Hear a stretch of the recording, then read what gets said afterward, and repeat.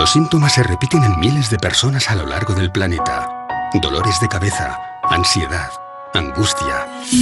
Una extraña sensación, como si algo o alguien nos observara. Como si algo o alguien estuviera monitorizando nuestras vidas. Apenas somos capaces de retener en la memoria el 30% de lo que hacemos a lo largo de un día. Pero, ¿y si escarbásemos en nuestros recuerdos y encontrásemos momentos que no deberían estar ahí?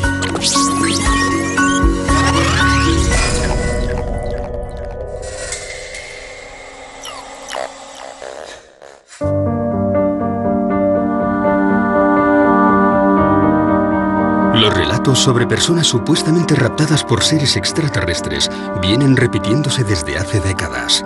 Uno de ellos es el de Carla Batista, una mujer portuguesa que afirma haber sido abducida desde muy pequeña. Veía luces, sentía zumbidos, a veces oía sonidos más agudos. Muchas veces por la noche veía una luz en su cuarto, el colchón refulgía como si fuera incandescente. Situaciones muy extrañas. Era una chica retraída y cada vez tenía menos amigos. Con el paso de los años, esta situación comenzó a afectar seriamente a su vida social, por lo que acudió a distintas terapias en busca de ayuda. Carla fue enviada por el grupo de estudio de ufología para realizar una sesión. Porque ella se quejaba de haber sido raptada por extraterrestres durante la noche. Tenía marcas en el cuerpo. Había una luz azul que surgía en el cuarto, tras lo cual no recordaba nada. Tenía muchos momentos de amnesia, periodos sin recuerdo de lo que pasaba durante la noche. Ella vino, por tanto, para tratar de esclarecer esas situaciones. Yo la recibí como médico, como terapeuta, para ayudarla a integrar esos momentos. Momentos como el que ocurrió el 4 de septiembre de 1989, cuando Carla y varios amigos salen de Lisboa para pasar unos días de vacaciones. Salen de aquel lugar 2 coches, ella con 2 personas más dentro del coche y 3 personas más en el coche de delante. Pasan el puente 25 de abril y nada más pasar, hay un reclamo luminoso que al pasar ellos se apaga. Unos minutos más tarde, uno de los amigos dice que hay una estrella que parece seguirles. Y al mismo tiempo, parece que está perdiendo el control del vehículo. Parece que el coche no quiere andar. Parece que el coche se estuviera levantando. A ella incluso le cuesta respirar. Quiere que el coche que va delante se detenga. Quiere salir de allí. No lo consigue y de repente ve todo nublado. Deja de ver y grita: ¡paren, paren, paren! Cuando logran detener los vehículos, Carla se encuentra en un serio estado de shock. No recuerda nada. Una cosa curiosa. Habían hecho un viaje de unos pocos minutos y el motor aún estaba frío. Las ruedas estaban frías y el interior del coche estaría más o menos helado. Ella apunta que había unas marcas, tipo quemaduras, en la parte superior del coche. Aquel coche nunca más volvió a funcionar. A la mañana siguiente detecta unas manchas. Una mancha debajo de la barbilla y otra en la zona del ombligo. Como unas incisiones. El concepto de abducción es un término jurídico, significa rapto, secuestro. Lo que pasa es que posiblemente la gran mayoría de las personas, del público, lo asocia directamente al fenómeno ufológico y a una de las vertientes, creo, más interesantes y a la vez más polémicas que hay, ¿no? Y es el secuestro de un terrestre por parte de una inteligencia extraterrestre, en la que luego tenemos diferentes variantes, ¿no? Porque ya no solo se queda en el secuestro, según dicen los testigos, sino que incluso en ocasiones se llegan a realizar algún tipo de pruebas dentro de esa supuesta nave extraterrestre, incluso en ocasiones se realizan hasta implantes, es decir, el abanico es muy amplio. Una abducción es un secuestro intencionado y no permitido. Va contra nuestros principios. Se nos hace cuando estamos inconscientes, sin nuestra autorización. Se practican técnicas invasivas. Es tremendamente traumático. Las personas luego no logran convivir con ello. A pesar de no recordar lo que ocurrió, comienzan a experimentar una traumatología traumática y necesitan ayuda para aclarar lo ocurrido.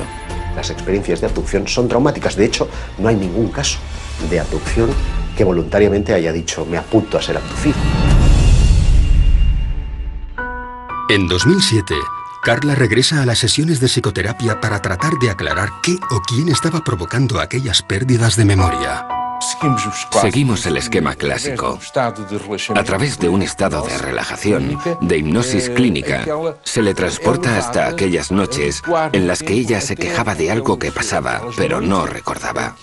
Después descubrió que era transportada durante la noche, a través de la ventana, por un rayo de luz, hasta una nave en la que era explorada desde un punto de vista médico. Le hacían exámenes y ella sentía como si aquello fuera una invasión. Y naturalmente que era una invasión de su cuerpo. En esa regresión, ella recuerda todos los procesos. Se ve a sí misma en un sitio muy iluminado, con seres a su alrededor, interesados en su cuello, interesados en la tripa. Se siente mal, quiere vomitar y ellos le dan un líquido muy amargo para que beba. ¿Qué es lo que quieren? Diles que no es justo lo que están haciendo sin tu autorización. Porque eres un ser sensible, un ser inteligente con derecho a usar su propia voluntad. Así que había un diálogo con esos seres a través de la paciente. Algunos de esos seres decían que esto era simplemente un plan, una investigación que tenía que realizarse. Algunos seres dijeron, sí, conocemos esa ley y lo tendremos en cuenta. Lo que ocurrió es que a partir de entonces disminuyeron todas estas escenas en que Carla decía ser abducida. Todo parecía ir bien cuando Carla descubre que, de manera aparentemente inexplicable, está embarazada. Ella se asusta debido a estos síntomas. Habla con una amiga, se hace un test de embarazo en una farmacia que da positivo. Ella está muy asustada y no quiere contárselo a nadie. Unos meses más tarde tiene una gran hemorragia y todo pasó. Pero ella dice que durante una de sus abducciones habría visto una gran cámara donde estarían otros bebés probeta metidos en tubos gigantes y que uno de ellos sería su hijo. Admitamos que una raza o varias razas de seres alienígenas vienen hasta la Tierra y secuestran generalmente mujeres jóvenes. ¿Para qué? Básicamente, unos podrían pensar que vienen a ver en qué estado se encuentra su experimento. Ellos crearon la vida en la Tierra y vienen a ver cómo ha ido desarrollándose ese nuevo ser que ellos crearon. Y esos test genéticos que se hacen a las personas serían para recoger muestras de óvulos y de semen, para la creación de una raza híbrida. Del mismo modo en que el Homo sapiens sapiens consiguió superar al Neandertal, aquí tendríamos una raza híbrida que en el futuro vendría a hacerse con el planeta y alzarse sobre el Homo sapiens sapiens. Sin lugar a dudas. El fenómeno abducción acompaña al ser humano desde que tiene conciencia de ser hombre. Y esto es sorprendente porque revela que estamos siendo tutelados por una especie de inteligencia. No sabemos si extraterrestre o extradimensional, pero en cualquier caso ajena a nuestra propia conciencia y que nos ayuda a modelar nuestras creencias desde la noche de los tiempos. De hecho, eso vendría a explicar el porqué de esa pieza que falta en lo que es la evolución del hombre, que es el eslabón perdido, ¿no? Es decir, hay un momento en el que hay un salto cuantitativo, cualitativo tan enorme que hay quien piensa que algo tuvo que ocurrir. Y dentro de ese algo tuvo que ocurrir caben muchas posibilidades. Una de ellas es que genéticamente fuéramos manipulados por unas inteligencias que están fuera de este planeta. La segunda hipótesis, igualmente inquietante, es la posibilidad de que necesiten de nosotros y vengan a recoger especímenes de la Tierra para crear una raza híbrida que sea necesario en ambos planetas, en el suyo de origen y en el planeta Tierra. Muchas de las mujeres dicen que tras haberles sido retirados los óvulos meses más tarde, se les presenta a estos bebés como si fueran hijos suyos. Muchas de ellas hablan de unos compartimentos grandes donde estaban depositados estos bebés, a donde se les acompañaba y se les mostraba. Este es el tuyo. Y los extraterrestres querían que les enseñaran cómo transmitirles amor, cómo crear este enlace emocional, ya que estos nuevos seres tendrían ausencia de emociones. Ya en la década de los 70, el prestigioso investigador Joseph Allen Hynek creó la terminología que hoy es utilizada por la mayoría de los investigadores del fenómeno ovni. En ella se establecen 4 tipos de contacto.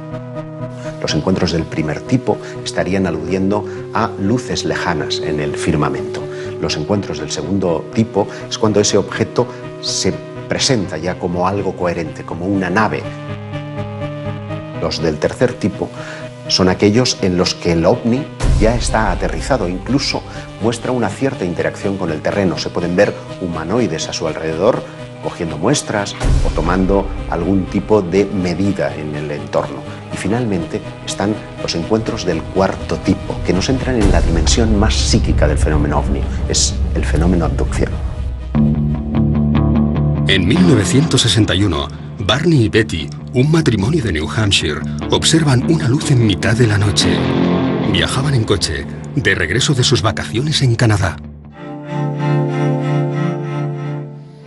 Barney coge unos prismáticos de la guantera, mira esa luz, comenta con Betty si se trata de un ovni, si es cualquier otra cosa, siguen la ruta y unas curvas más adelante ese objeto se ha vuelto una luz cegadora que está posada en medio de la carretera con un ser de piel azulada que les está invitando a pasar.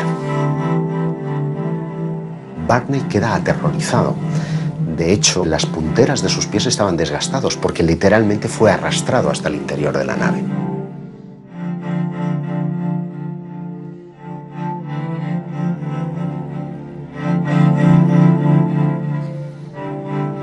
Años más tarde, en 1966, la pareja acude a terapia. Desde aquel extraño suceso, ambos sufrían pesadillas muy similares. Fueron atendidos por el Dr. Benjamin Simon, quien les sometió a distintos procesos de hipnosis. Hacen sesiones de hipnosis, sesiones separadas, cada uno en su sesión y ambos relatan lo mismo. A pesar de las constantes protestas del matrimonio, dentro de la nave fueron separados. Betty relató cómo le colocaron una potente luz sobre la cara, tras tumbarla sobre lo que parecía ser una camilla de operaciones. Le cortaron un mechón de pelo, examinaron sus ojos, orejas, dientes y manos. Aquellos seres usaron algo parecido a un escarpelo para raspar y hacerse con muestras de su piel. En inglés, aunque con dificultades, aquellos supuestos extraterrestres le dijeron que le estaban realizando pruebas en su sistema nervioso y con una aguja de 10 centímetros y a través de su ombligo una prueba de embarazo. Sin ningún tipo de sedación, se le introduce una especie de aguja a través del conducto umbilical. Ella sigue preguntando y le dicen que es una especie de test de embarazo. Una de las cosas más llamativas del episodio de los Hill es la descripción de una técnica de prospección intrauterina denominada laparoscopia que no sería descubierta hasta 20 años más tarde. Aun aceptando que pudieran haber en la literatura médica escritos, estos no aparecerían hasta una década más tarde. Por lo tanto, es una prueba objetiva de que hay ciertos conocimientos que los abducidos describen que son ignorados.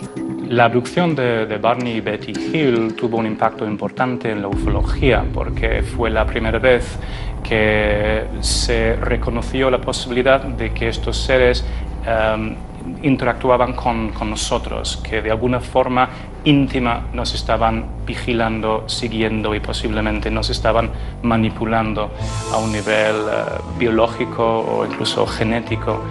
Fue la primera vez que la mayoría de las personas que seguían estos temas se sentían vulnerables posiblemente porque parecía que los ovnis habían entrado en sus vidas personales. El estudio de las abducciones es tremendamente monótono. Todos los episodios tienen un modus operandi que es prácticamente idéntico. El protagonista suele estar conduciendo generalmente de noche. De repente, una luz lejana se hace presente, él la observa y a continuación esa luz ya está posada en el suelo.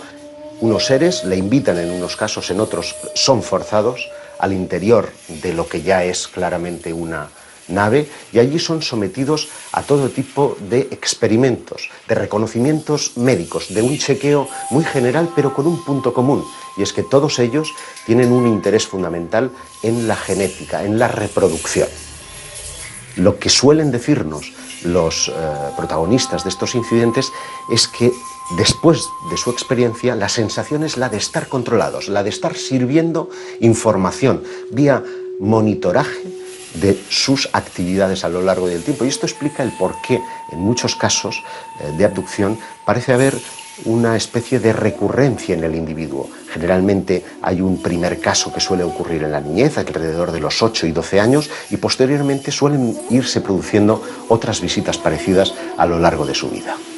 Esto significa que existe un estudio previo de todos los seres humanos por parte de estas entidades y que eligen a uno de ellos porque les interesa algo que tienen ellos. Es decir, con un muestreo de 7.000 millones de personas, cada uno con nuestro ADN y cada uno con nuestra personalidad, les interesa algo que tienen y ese algo lo están controlando y monitorizando durante el resto de su vida. Posteriormente hay otro elemento común en las abducciones y es que el testigo no recuerda esta hasta tiempo después. Incluso tienen que entrar en escena hipnoterapeutas que son los que le traen al presente ese recuerdo del pasado y a partir de ahí la vida del testigo cambia. El tiempo es muy importante en los casos de abducción, porque parece que los seres que tripulan las naves parecen jugar con él. Se produce lo que llamamos un tiempo perdido.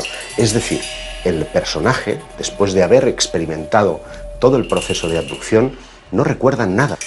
Es a partir de entonces, a veces motivados por sueños, por problemas en sus relaciones personales, que acude a un terapeuta. Y es en el transcurso del contacto con este terapeuta que se pone al descubierto lo que ocurrió en ese tiempo perdido. ¿Realmente nos encontramos ante un plan genético ideado por seres provenientes de otro planeta? Casi un 2% de la población de algunas ciudades afirma tener síntomas de haber sido abducido, al menos una vez, a lo largo de su vida. Entre esos cientos de miles de personas, solo unos pocos afirman poseer algún tipo de prueba física, tras la manipulación a la que fueron sometidos. El tema de los implantes quizás sea el más interesante a nivel de abducciones por la prueba física que eso conlleva. Durante muchos años se ha expuesto que algunos abducidos dicen que han tenido diferentes marcas tras esas abducciones. Esas marcas que en algunos casos puede quedarse toda la vida o en algunos otros casos dicen que desaparecen. En la primavera de 2011 sale a la luz el caso de Ron Noel, un hombre que afirma haber sido abducido en repetidas ocasiones desde que tenía 9 años.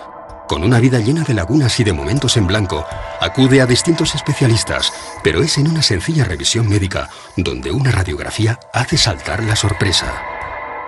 Dentro del interior de su hueso, del hueso del cúbito, tenía una pieza metálica. Él no recordaba haber tenido ningún tipo de accidente, él no recordaba haber tenido ningún tipo de operación anterior y, bueno, pues el hecho es que estaba ahí. Ron, ante la falta de respuesta, se pone en contacto con Roger Lehr, un excéntrico especialista en extracción de implantes. Ya en las primeras pruebas realizadas, descubrirían que se encontraban ante algo distinto a todo lo estudiado hasta la fecha. Un detalle muy interesante es que se emitían ondas de radio. Pudieron comprobar cómo a través de un medidor de radio, pues aquel aparato estaba emitiendo una onda de radio. Quizá otra de las cosas más interesantes era que existe una capa de protección proteica alrededor de ese implante. En 2012, el mismo Roger Lehr realiza la extracción del implante y su posterior examen. Lo que se veía en ese microscopio electrónico es posiblemente el aparato más sofisticado que ha visto el hombre en toda su historia. Estamos hablando de un mecanismo prácticamente biológico. Tiene carácter metálico, pero cuando lo empiezas a ver, tiene características prácticamente de células. También muy interesante el hecho de la composición química, que tenía metales que están relacionados con la composición química de diferentes meteoritos encontrados en diferentes partes del mundo. Ese tipo de implantes llegan a disolverse, como si al contacto con el aire sufriesen un proceso de oxidación que fuese absolutamente colosal. Y esos implantes pues prácticamente desaparecen a los pocos minutos.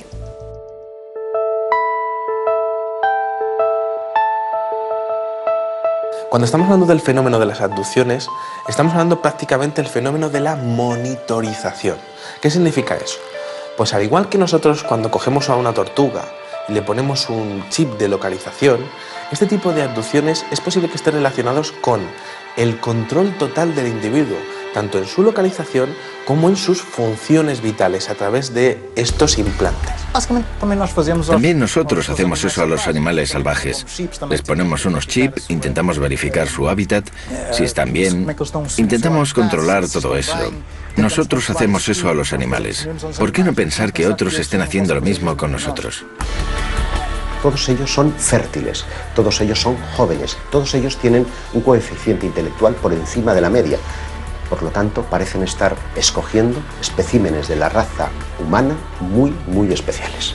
Y creo que el futuro para los investigadores es poder trazar un perfil psicológico de todas las personas abducidas en el mundo y que se demuestre que hayan sido abducidas, y quizá también un perfil genético de salud para ver si existe algún tipo de conexión entre ellos que sea la clave para saber qué es lo que están buscando estas entidades.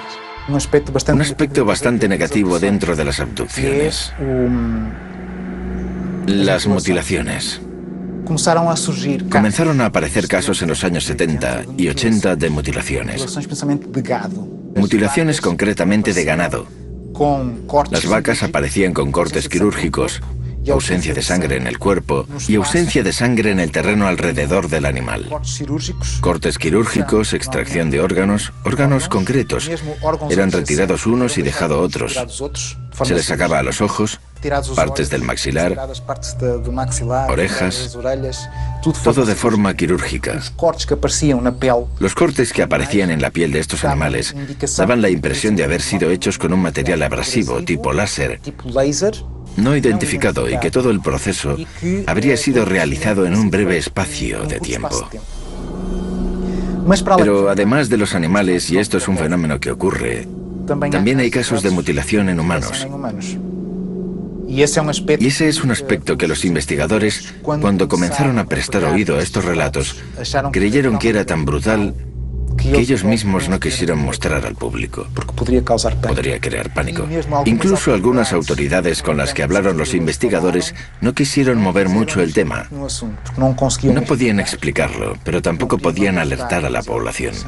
Por tanto, esto nos da la idea de que podría haber por ahí alguna especie con no tan buenas intenciones, digámoslo así.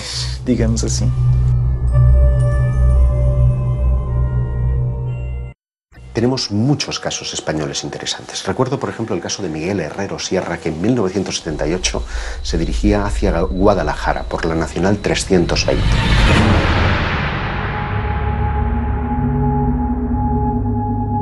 Su vehículo comienza a comportarse de forma extraña. Fallan los sistemas electrónicos y la radio. Se detiene y decide salir en busca de ayuda. A medio camino se encuentra un individuo que podría pasar por un ser humano normal y corriente, porque el único rasgo distintivo que le hacía especial es que iba con un mono ajustado con un círculo rojo. Él pensó que era un mecánico.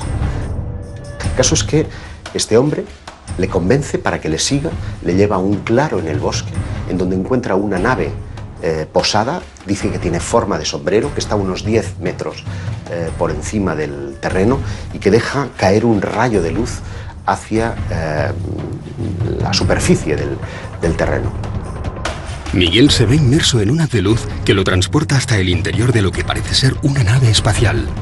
Dice que la estancia es extraordinariamente grande, que las paredes parecen como desdibujarse, como si se desmaterializaran en un momento determinado, pero en otras vuelven a materializarse, que hay como paneles con datos.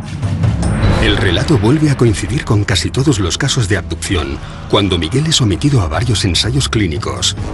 Pero al incorporarse, se encuentra algo difícilmente explicable. Le colocan en la camilla y después de experimentar con él y de reconocerlo, se reincorpora y hay algo que le perturba de una forma extraordinaria. Es que un ser que estaba de espaldas a él se da la vuelta y se encuentra a sí mismo, como si fuera un doble especular. La única característica que le distinguía es que una cicatriz que tiene en la cara estaba justamente al otro lado, como si fuera una imagen reflejada en un espejo. Y cuando intenta tocarle, el ser le dice, no, no lo hagas, porque si le tocas podrías destruirte y destruirle a él. Le cuentan la teoría de la antimateria, es decir, la carga eléctrica era inversa a la suya, de modo que nos encontramos frente a un concepto que no sería teorizado hasta muchos años más tarde. Para tratar de verificar lo que ha sucedido en el tiempo perdido, los investigadores acuden fundamentalmente a tres procedimientos. Uno es el polígrafo o la máquina de la verdad, que solamente se puede emplear en aquellos casos en los que el testigo recuerda previamente su experiencia, para tratar de verificar si lo que ha dicho es verdad o no. Muchos de los abducidos que han sido interrogados por este método, pues no se ha encontrado que estén mintiendo. El segundo método es el llamado pentotal sódico o suero de la verdad. Lo que trata es de inducir a través de una droga, de una sustancia psicotrópica, un estado de relajación en el que parece imposible mentir. Es un método muy cuestionado, por lo que el método más popular y utilizado para rescatar los recuerdos de los abducidos es el de la regresión hipnótica. ¿Nos encontramos ante miles de casos reales o se trata de algún tipo de alucinación colectiva? ¿Cómo podemos saber si un testigo ha sido realmente raptado por seres de otros mundos o sencillamente está mintiendo? Es muy difícil, porque para empezar, él tiene miedo a ser considerado loco. Debe tener la certeza de que esa persona que le va a recibir no va a reírse, no va a burlarse de él. Ha de tener la certeza de que recibirá eso que él cuenta sin hacer comentarios. Es entonces cuando se entrega al proceso, sobre todo porque viene con momentos que no recuerda. Aparece con marcas en el cuerpo, siente que pasó algo, tiene flashes que no logra integrar en su vida. Viene muy confuso y recela hasta de aquello que va a descubrir. Si han tenido un contacto con otros seres, por ejemplo, luego es difícil conversar al respecto con otras personas. Es difícil contárselo a los amigos e incluso encontrar profesionales que estén abiertos a escuchar este tipo de problemas. En ocasiones la intuición es fundamental, ¿no? Porque esa persona está buscando ese último clavo al que aferrarse, va buscando una respuesta a lo que le ha ocurrido y esa respuesta la busca en ti, en el investigador, en el periodista, en la persona que se acerca para escucharle y que no se ríe de esa experiencia. Parto de la idea de que la intuición juega un papel fundamental, no para saber, evidentemente, si una persona ha sido abducida o no, pero sí para saber si está mintiendo o no. Son personas absolutamente normales y que muchas veces quedan sorprendidas. No son personas que se interesen previamente por el tema, que estén siempre mirando al cielo. No, surge en el día a día, en las personas más normales, en las situaciones más vulgares. Y al hacer regresión y pedirle que vuelva a la primera vez que eso ocurrió, se ve teniendo una experiencia de abducción. De repente está siendo raptado y pasa por cosas que no entiende. Pero tiene un pequeño problema, y es que en hipnosis también se puede mentir.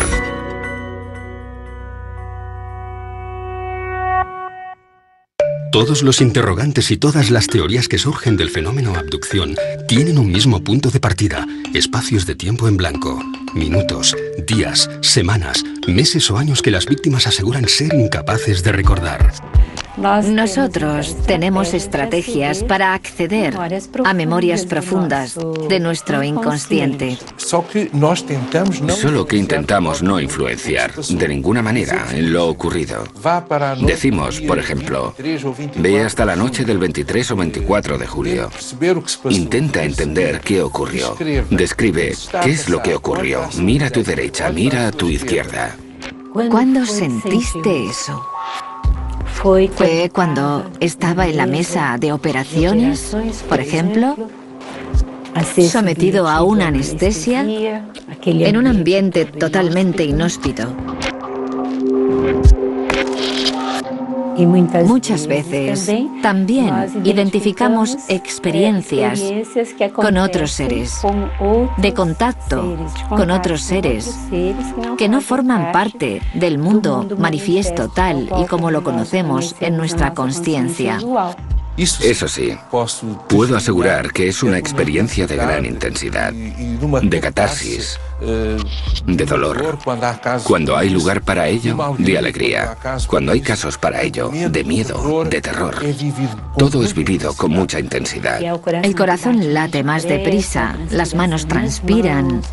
Cuando el testigo, la persona en este caso que ha sido víctima de una supuesta abducción, empieza a hablar, yo parto de la idea de que el primer sorprendido es precisamente el psiquiatra o el hipnoterapeuta que está llevando a cabo esta experiencia, porque lo que le están contando aparentemente no se corresponde con una persona ni que esté loca, ni que tenga algún problema mental, ni que esté mintiendo, ni que esté fabulando. Aparentemente hay algo real, y esto suele salir a través de los procesos de hipnoterapia. Esto debería ser estudiado. Intentar percibir qué hay detrás.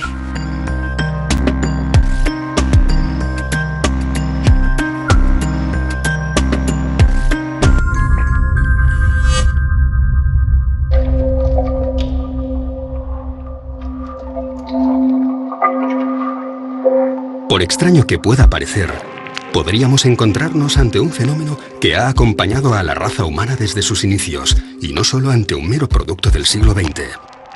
Pero es especialmente en el periodo de la Edad Media donde vamos a encontrar una serie de relatos que parecen encajar 100% con las modernas abducciones. Me estoy refiriendo a los íncubos y súcubos. Las actas inquisitoriales están llenas de descripciones de seres que se asemejan a los modernos extraterrestres. Es decir, la similitud es tan extraordinaria que parece que estamos ante el mismo fenómeno. No dicen ovni porque los ovnis no existían. Lo interesante para mí es que nunca hemos dejado de hablar de abducciones, es decir, que llevamos 500 años y posiblemente más tiempo, miles de años, quién sabe, hablando del rapto de humanos por parte de seres extraños. En 1486 se publicó un libro que se llamaba el Malleus Maleficarum, que describe los fenómenos relacionados con la brujería y con la demonología. Sirvió como una especie de guía para cazar brujas y para discutir temas importantes como si los demonios nos raptan, si nos utilizan para engendrar sus propios hijos, cosas así que hoy en día surgen en las abducciones modernas. Si analizas lo que dicen acerca de los demonios, ves muchas similitudes entre los extraterrestres y los demonios.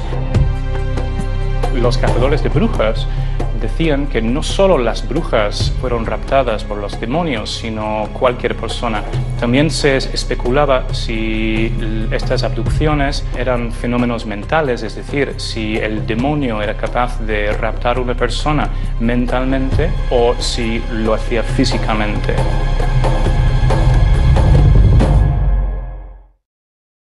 Llegaron a 4 conclusiones. Primero, que a veces las abducciones de personas en el siglo XV eran fenómenos físicos y a veces fenómenos puramente mentales.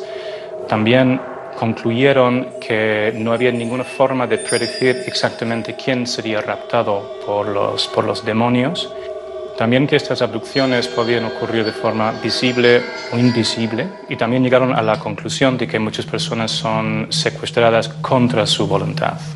Otras características de los demonios, según apuntaron los autores del Malleus Maleficarum, eran que cuando comunicaban no se les veía mover las bocas, es decir, que parecían comunicar de una forma misteriosa. Creían que el sonido les salía desde dentro sin tener que pasar por la boca. Esto se puede comparar con los seres extraterrestres que se supone que comunican de forma telepática. No existía la palabra telepatía en el siglo XV. En las abducciones actuales se habla de cómo los extraterrestres pueden crear una especie de visión o panorama para que los testigos se confundan, no saben exactamente lo que está pasando. Los demonios hacían exactamente lo mismo y creaban visiones en la mente de los testigos para convencerles de que realmente no estaban en una reunión de diablos, sino que se encontraban en casa o en un sitio bastante idílico. Los seres sobrenaturales en el folclore y también en la demonología tienen cierta obsesión por las actividades sexuales de los humanos y también con la posibilidad de crear una especie de híbrido entre ellos y los humanos. Los diablos parecían sacar semen a los humanos y transportarlos de alguna manera y crear otros seres utilizando este producto. Y a veces incluso embarazos que terminaban de una forma bastante misteriosa y desaparecían de repente. Evidentemente, con el paso de los siglos, la vida es otra, el entorno es otro, la tecnología es otra, y lo que antes identificábamos como dioses o demonios, ahora identificamos con extraterrestres. Ante el reto que suponen los viajes interestelares, algunos investigadores han sugerido si ellos, esos seres que llamamos extraterrestres, no estarían en realidad ya en nuestro mundo, desde la más remota antigüedad, que se hubieran quedado. Dentro de esa teoría prospera una que tiene que ver con el mundo intraterrestre. En 1985, Xavier Claret, fotógrafo profesional, sube al Monte del Montseny en Cataluña para cubrir un reportaje sobre el dolmen de Vallgorguina. Sin saber cómo, se ve rodeado por una densa niebla. Cuando se estaba aproximando al dolmen, siente un olor fétido, como a huevos podridos, y pierde el conocimiento. Según el relato de Xavier, parece como si fuese arrastrado por algo o por un grupo de personas hasta el interior de una cueva. Y es curioso porque cuando lo recobra, a su alrededor hay unos seres de aspecto monstruoso, con la piel viscosa, que están colocando un líquido ámbar en su piel. Y uno de ellos parece estar manipulando el dispositivo de cámara. De modo que lo que nos lega son dos polémicas fotografías que muestran planos muy desenfocados de lo que en apariencia son las manos de estos seres intraterrestres y una cabeza distorsionada. El relato es 100% real. Xavier fue sometido a regresión hipnótica, fue sometido al polígrafo y a la prueba del pentotal. Él describe a los seres de 1,20 m aproximadamente, como con carnes muy flácidas, muy viscosos y de aspecto monstruoso, y además con un olor verdaderamente fétido. El rostro parece tener como una especie como de antenas o algo parecido, con unas orejas como muy caídas, muy viscosas, y lo que son los ojos son prácticamente como dos botones estirados en el rostro. Seres verdaderamente monstruosos.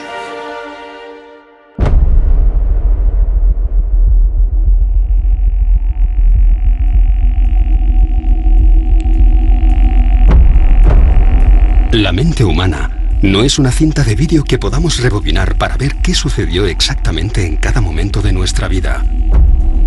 Si lo hiciéramos, nos encontraríamos con demasiados fragmentos distorsionados, alterados o simplemente borrados. Las secuencias más dañadas de la cinta corresponderían con los episodios más traumáticos: miedo, dolor, angustia, soledad, falsos recuerdos o algo que no queremos recordar. ¿Qué ganan los abducidos contándonos esas experiencias que a menudo despiertan la sonrisa de sus vecinos y semejantes? No ganan nada, tienen mucho más que perder. Yo siempre les he definido como una suerte de infiltrados, como una quinta columna, como seres que, siendo escogidos por esa eventual raza de extraterrestres, tienen una misión a cumplir. El qué y el cuándo lo ignoramos.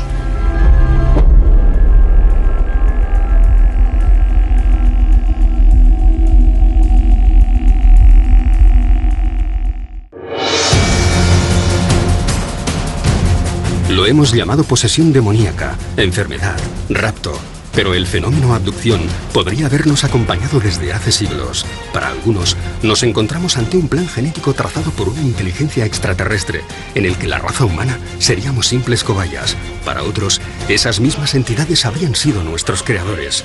Pero para las víctimas de los miles de casos recogidos en todo el planeta, todo esto es una pesadilla de la que no siempre consiguen despertar. Algo muy difícil de explicar.